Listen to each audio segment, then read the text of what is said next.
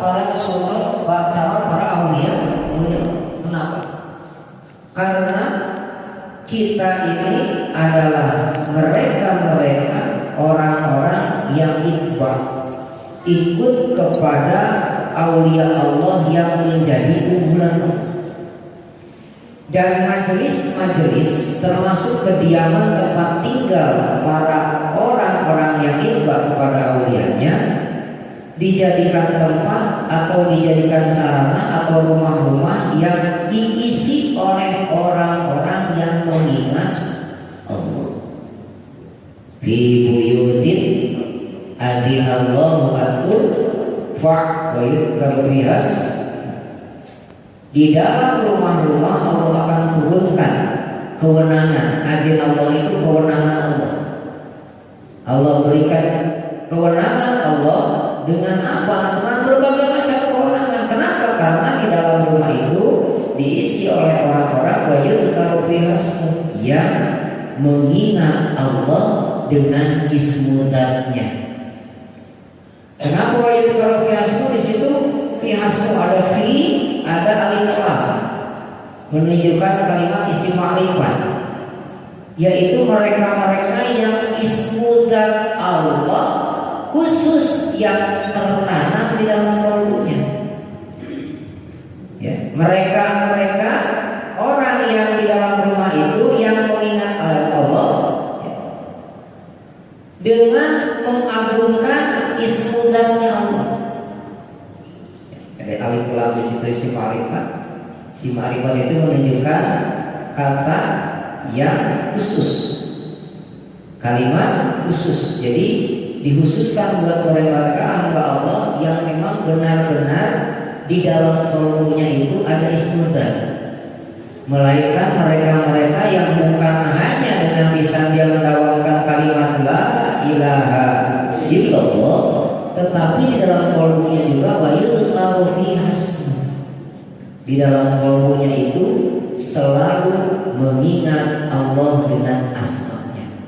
Media mengingat Allah dengan asma itu tidak bisa diucap dengan lisan, melainkan harus diingat dalam mindset kalbu tiap-tiap hamba Allah. Hadirin ikhwan yang dimuliakan oleh Allah Subhanahu wa taala, kita sebenarnya sudah masuk di bulan Shawwal. Sudah masuk di bulan tanggal berapa? Tanggal 2. Asar sudah masuk pergantian hari tanggal 2 Shawwal. Di dalam Al-Quran di bulan Shawwal menceritakan tentang wabah penyakit. Nah ini. Tapi sebelum ke situ tabaruk dari makobah yang dibaca tadi.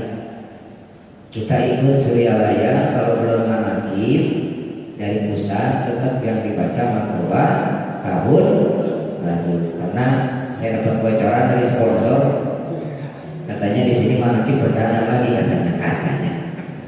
Baru mulai lagi setelah wukuf selama setahun. Iya. Kenapa saya bilang wukuf? Karena isinya adalah orang-orang yang sedang menunaikan ibadah haji secara hakikah. Apa arti wukuf? Diam. Ngapain dia diam? Boleh bilang tidur mangga, tapi saya alhamdulillah nggak ngantuk sampai sekarang gara-gara dikasih kopi Pak RT. Atau nomor Pak RT datang-datang udah disuguhin beras berkarung-karung. Saya bingung bawanya. Saya bawa motor ada sampai berapa karung itu teh? Mas, teh. Jarang-jarang itu beras. Nah itu dia. Alhamdulillah. Walaupun di Prov DKI terakhir tanggal 23 untuk baksos. Just info aja, tahu terima kasih. Saya dijabri sama Pak RT. Kalau bisa makan katanya asal tempat kita di sini, gitu ya. Ngapain kita ngobrol aja katanya ngopi, gitu ya. Ternyata orang saya yang ke situ juga udah lewat isya, udah lewat asar aja tinggal pergi. Gimana asar di situ? Ya, jadi apa yang dimuliakan oleh Allah Subhanahu wa taala.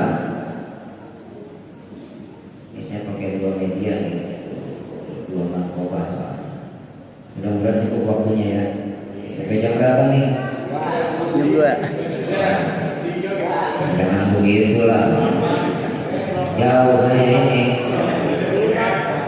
Pesawat saya nampak itu pantun nampak. Aman aja aman. Ada kamar kosong ya? Iya. Kalian kita lihat di dalam manqobah bulan Muharram. Saya ingin tabaruk dari kitab guru agung saya, salah satu wakil talqin Pondok Pesantren Suryalaya bersama Profesor Uwa Kiai Haji Zain Zainal Abidin Babil Asyaf bin Kiai Haji Zayadi Al-Fatihah. Bismillahirrahmanirrahim. Alhamdulillahirabbil alamin arrahmanirrahim maliki yaumiddin. Iyyaka na'budu wa iyyaka nasta'in ihdinas mustaqim shiratal ladzina an'amta 'alaihim ghairil maghdubi 'alaihim waladdallin. Satu huruf aja ya. Dalam kitab Fadhailus Suhur, kitab keutamaan bulan-bulannya Allah. Fadhailah itu keutamaan. As-suhur dari kata sahar, bulan-bulan Allah ya. Bulan dalam Islam juga dalam Masehi Hijriah juga sama ada 12. Bulan dalam Islam yang 12 pertama bulan Muharram, kedua bulan Syawal, ketiga bulan. Ayo dah. Awal banget tahu bagian doang sih. Bulan Masehi baik apanya? Ayo bulan Islam satu bulan Muharram, dua Syawal,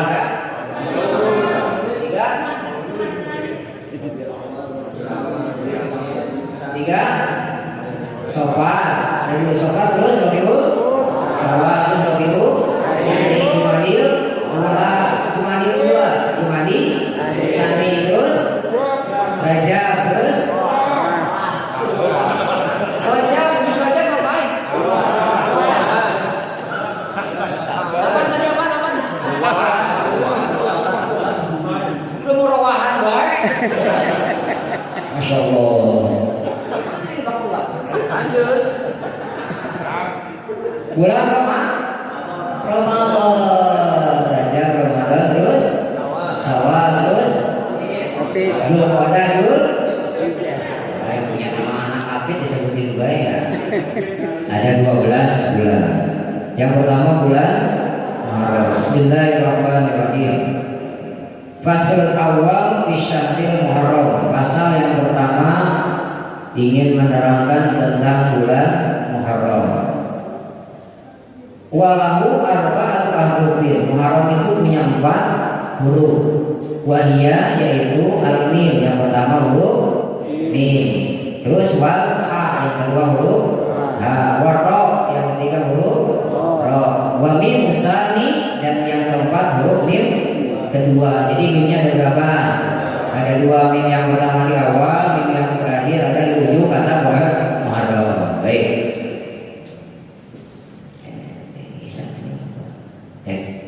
Ya baik ini bisa bisa. Saya dulu apa? Saya pit. Fa'amal mimul awal, adapun huruf mim yang pertama diambil dari kata mujahadatun nafsi. Jadi mim yang pertama ini adalah kata mujahadatun nafsi. Mim aja dulu ya. Mujahadatun nafsi artinya adalah mengolah jasad, mengolah basyar, mengolah nafsu.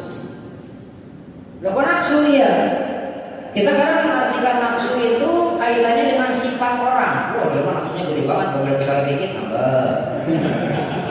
Gak boleh disinggung dikit, hubungan. Kalau kata istilah sekarang mah baper. Iya, baperan ya. Bukan Pak. Nafsu itu adalah sosok diri manusia. Contoh Mas Ari. Sosok Mas Ari inilah yang disebut dengan nafsi.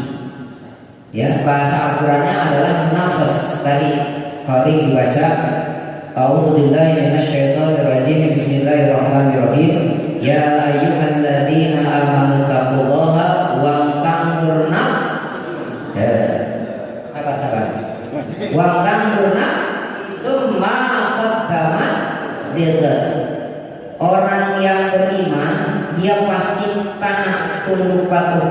Allah dan selalu mempersiapkan dirinya, memperhatikan dirinya, mengolah dirinya liqadi untuk menyongsong kehidupan berikutnya. Liqad diambil dari kata godan, artinya adalah esok. Hari esok bukan diartikan sebagai umpama sekarang hari Sabtu besok Ahad, bukan. Tetapi liqadi ini adalah hari esok di kemudian yang isinya adalah hari kekekalan, yaitu alamul akhirah.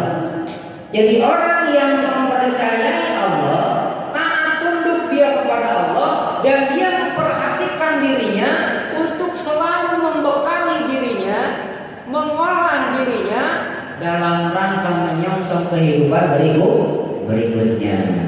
Baik, lanjut. Di sini kata Syekh Sanusi di dalam radhiyallahu anhu di dalam kitabnya Sarah Jazini, beliau mengatakan bahwa tiap-tiap per individu manusia, Masya Allah, ya saya terjemahkan langsung aja dah. Tiap-tiap manusia selalu dan pasti punya yang namanya nafsu. Nafsu manusia satu, tapi levelnya ada 7. Jadi kalau kamu nampil main game, baik yang online maupun yang offline, ya nih, digantian ngomongnya lah, jangan di depan ngomong. Kalau game itu pasti kan ada level ya, level 1 beres, level 2 beres, level 3 level 4 agak umat, akhirnya beres juga. Level 5, waduh susah amat nih, waduh kalau lagi hampir mati akhirnya beres juga. Karena cuma ada 12 level, sampai di level 7 game over, balik lagi apa lanjut? Balik lagi ulang maning ya, ulang maning. Nah, di dalam sosok diri manusia ada nafs manusia itu satu nafsnya, dirinya dia satu, tetapi dia punya 7 level dalam nafsu itu. Yang pertama beliau menyebutkan di sini nafsu amarah. Nafsu amarah itu adalah sosok diri yang punya kecenderungan untuk memerintah, selalu mengajak kepada perkara-perkara yang tidak baik, kepada perkara-perkara yang jelek. Nafsu amarah itu diambil dari kata amar. Dia selalu mengajak, dia selalu memerintah, dia selalu ada kecenderungan dalam dirinya berbuat salah, berbuat dosa, berbuat masih. Dia nomor 1 dalam level, tapi predikatnya dia paling rendah, bukan paling tinggi, paling rendah. Diolah itu amarah, terus diolah. La ilaha illallah, la ilaha illallah, la ilaha illallah. Mulai dia naik di nafsu lawamah. Nafsu lawamah ini adalah sosok diri yang punya kecenderungan apa ya, kalau kata bahasa Pak RT, anggot-anggotan. Saya ngambil bahasa gampangnya aja dah, nggak pakai bahasa yang susah. Bahasa orang sini aja deh ya. Anggot-anggotan, tau anggot-anggotan? Ada orang Sunda di sini? Cung, mana orang Sunda cung? Muncul orang Sunda, mah kapung. Mun datang kapung hade, mun datang kapung goreng. Kalau lagi datang cakap bagus semangat ibadah, rajin dia ibadah.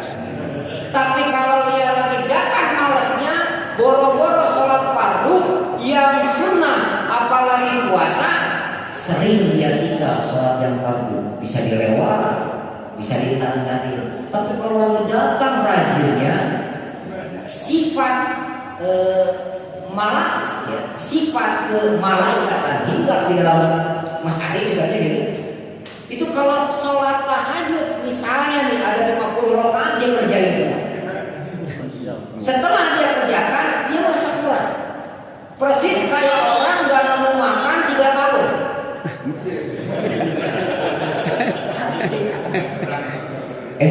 Lamanya. Jari kita. Iya. Kita lakukan berapa bulan? Iya 4 bulan. 4 bulan di lockdown misalnya.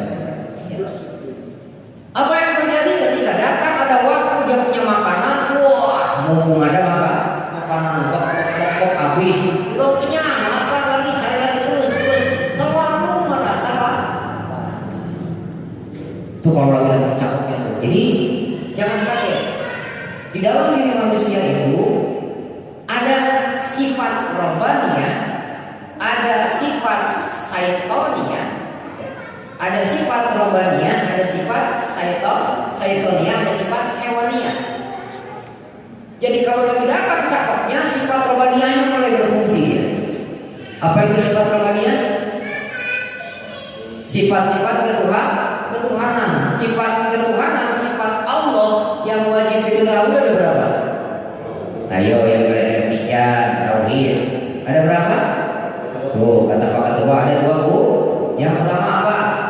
Wujud ila baqalabatul hawadisi iyamu binafsihi wa taniyat qudrat irada ilmu hayat sama basar kalam qadiran muridan aliman hayat sami'an basiran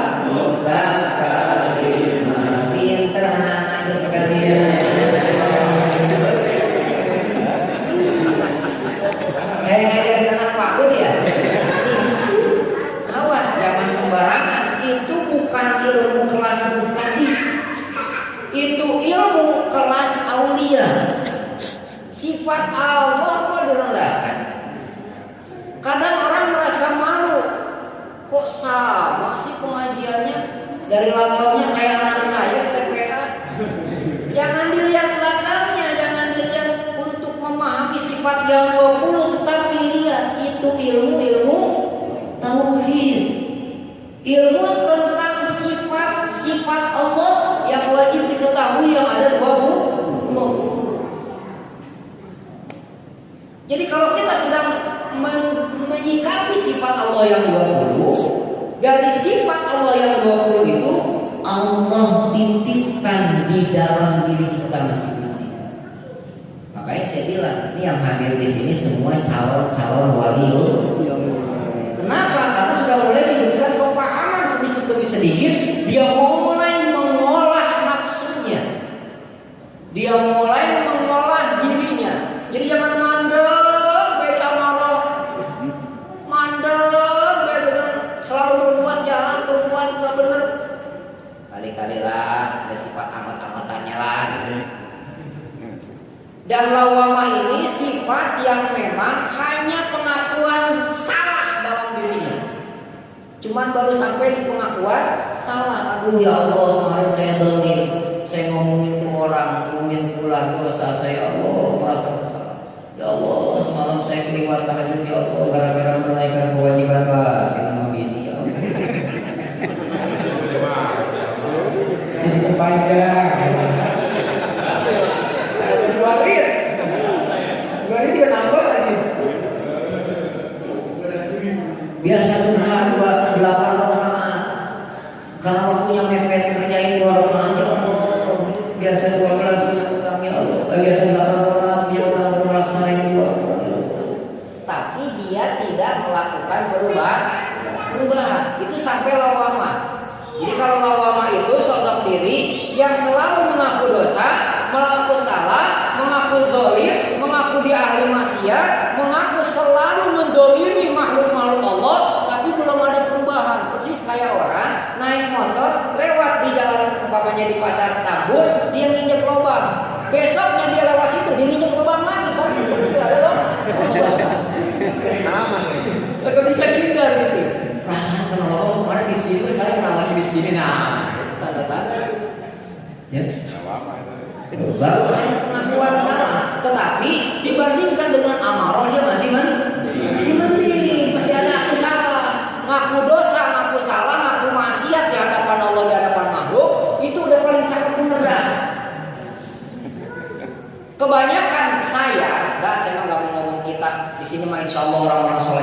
Amin. Orang-orang mukhlas, bukan muflis lagi, mukhlas semua. Beda mukhlas dengan muflis.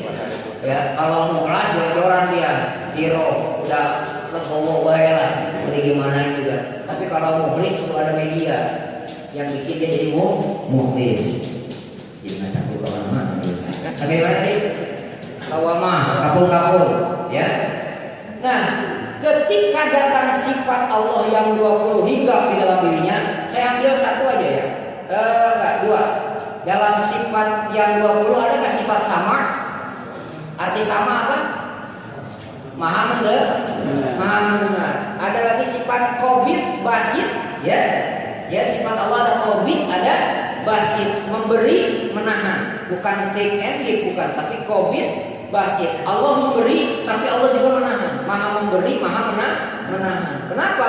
Karena sifat ketika Allah memberikan semuanya kepada makhluknya, kadang Allah juga tahan. Kenapa? Takut dia terlena.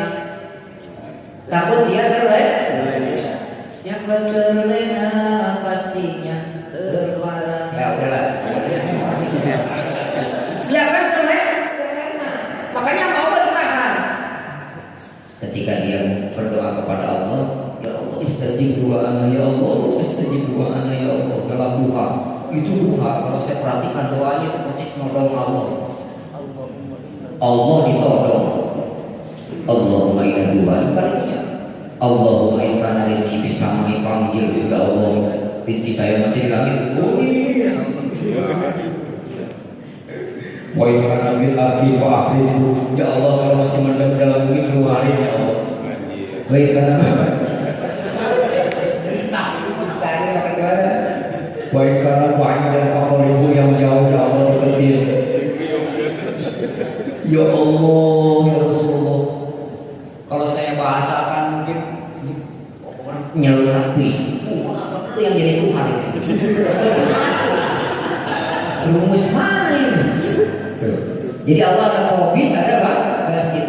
Hakikatnya tiap manusia ketika doa Allah ijabah. Istajib doa ya Allah, qabul, jawab, turunkan, ijabah doaku ya Allah. Karena Engkau punya janji ud'uni astajib.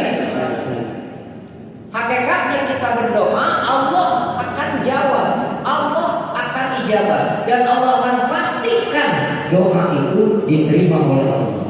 Cuman dikasih fase, Pak. Dikasih fase, dikasih waktu. Jadi ketika di masa dia berdoa, dia menurut Allah diperlukan untuk kesehatan yang prima, sementara doa dia pengen naik jabatan, yang naik jabatannya ditangguhkan dulu, dikasih sehat dulu sama Allah. Kenapa? Karena bakal datang yang namanya pandemi. Ya, copet 19. Iya, sekarang copet sudah mendunia.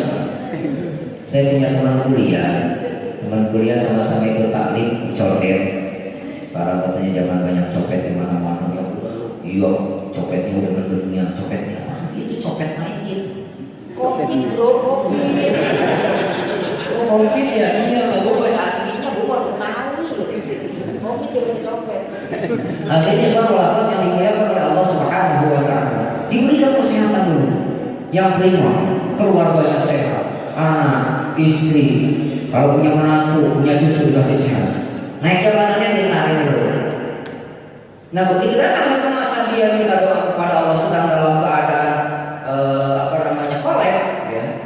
Wah lagi goyang nih, goyang kiri, goyang kanan, depan belakang, maju mundur, tersendat-sendat.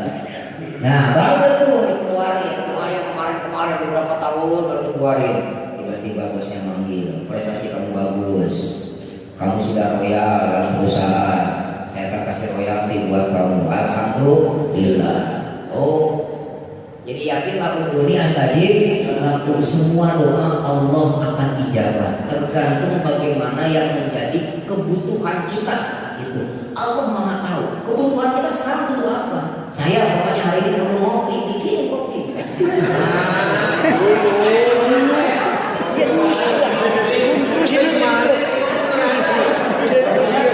Misalnya, tapi kata dulu katanya kalau diajak ngopi, tadi bikinin kopi, gak kelar-kelar ngaji saya.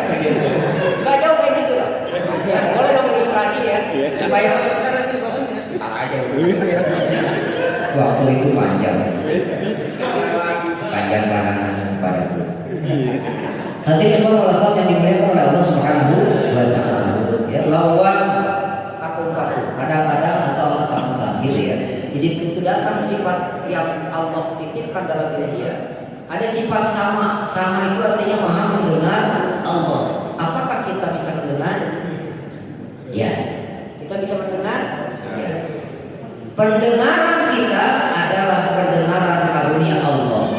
Telinga kita adalah alat yang diberikan oleh Allah, dibikin oleh Allah, dibuat oleh Allah. Pandangan mata kita adalah pandangan karunia Allah. Mata kita secara basyar ini adalah ciptaan Allah. Jadi hakikatnya Bapak Ibu, Allah itu dohirun wal batin. Allah itu dohir, tidak ada hijab, tidak ada antara kita dengan Allah. Antara kita dengan Allah itu tidak ada. Kita dengan Allah itu dekat, lebih dekat daripada ulat, lebih dekat daripada ulat leher, lebih dekat daripada ulat nadi. Jadi kata siapa Allah jauh, kata siapa kita terhijab? Enggak, kita dengan Allah tidak berhijab, tidak ada antara. Kita dengan Allah lebih dekat daripada nadi, lebih dekat daripada ulat leher. Kenapa kok kita bisa kita nggak bisa tahu, kita nggak bisa sadar perkara itu? Karena banyak perkara-perkara yang selain Allah hinggap di dalam nafsu kita, hinggap di dalam diri kita. Itu yang menjadi hijab. Contoh, mohon maaf, agak parno sedikit, saya umpetin dulu mic-nya. Bapak Ibu, ketika sedang berhubungan suami istri, saya tanya suami, ketika berhubungan istri kelihatan nggak? Pertama kelihatan Pak, kelihatan dulu.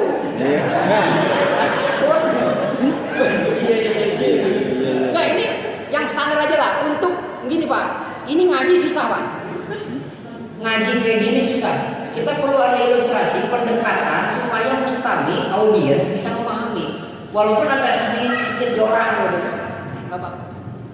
Pertama kelihatan, waduh, siap. Start 1, start 2, start 3, bres. Tuk tak, lama-lama nggak kelihatan begini. Yang ada apa? Rasa nikmat ketika sedang berada dalam satu tubuh. Ketika kita sedang ada satu tubuh dengan istri dengan suami, istri udah nggak kelihatan, suami juga nggak kelihatan. Yang ada apa di situ? Rasanya Bu. Paham sampai di situ?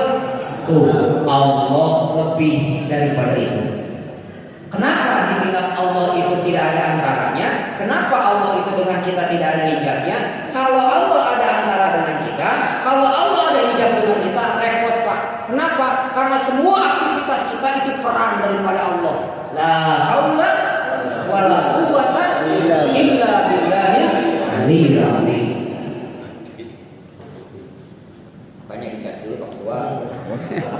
Untuk dicasin boleh. Jangan ada hijab. Tuh, saking gak ada hijab. Tidak ada antara kita dengan Allah. Repot Pak kalau sampai antara kita dengan Allah ada antara, ada hijab. Karena setiap gerak langkah, kedip mata, pendengaran kita itu semua peran Allah.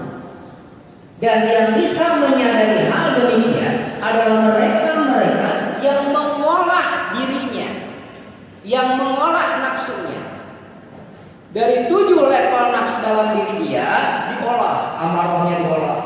Dengan apa? Dengan mentauhidkan Allah, dengan memprioritaskan Allah, dengan mengesahkan Allah. Melalui apa? Kalimatul haq, kalimatul ikhlas, la ilaha illallah.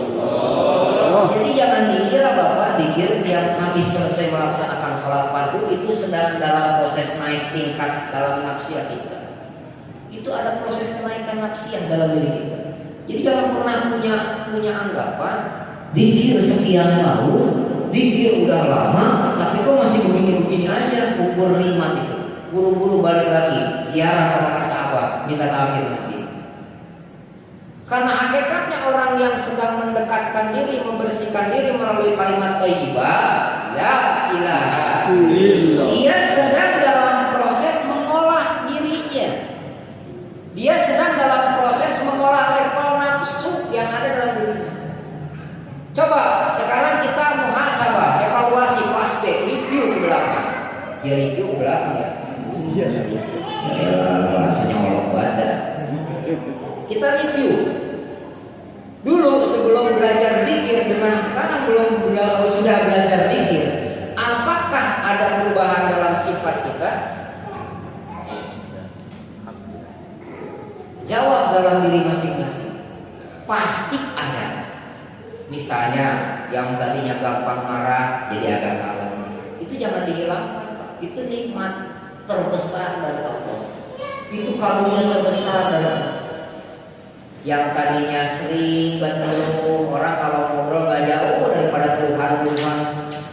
Gue masih dagang, tapi dagang udah sepi banget. Kemarin naik, modal sekarang turun. Begitu di lockdown lagi 4 bulan dulu, kagak ada masukan dulu. Saya selalu ketemu obrolannya ngeluh lagi. Sekarang mah enggak. Alhamdulillah kemarin di lockdown kalau bukan kegiatan dan masukan gitu. Bahkan itu si COVID-19 juga dia syukuri, alhamdulillah ada COVID. Kalau nggak ada COVID, apa yang terjadi umat Islam? Pasti orang beriman seperti itu. Karena hakikatnya Allah akan turunkan semua ujian kepada mereka orang yang beriman, dan Allah akan turunkan bala kepada mereka orang yang beriman. Allah akan turunkan teguran kepada mereka orang-orang yang banyak lalai kepada Allah. Jadi ketika kita sedang belajar mengolah diri kita dari amarah kepada lawamah, maka Allah akan berikan ujian. Jadi kalau kita lagi diuji oleh Allah, hakikatnya kalau secara pribadi manusia lazimnya kalau lagi diuji senang apa sedih? Kalau itu membahas orang Jawa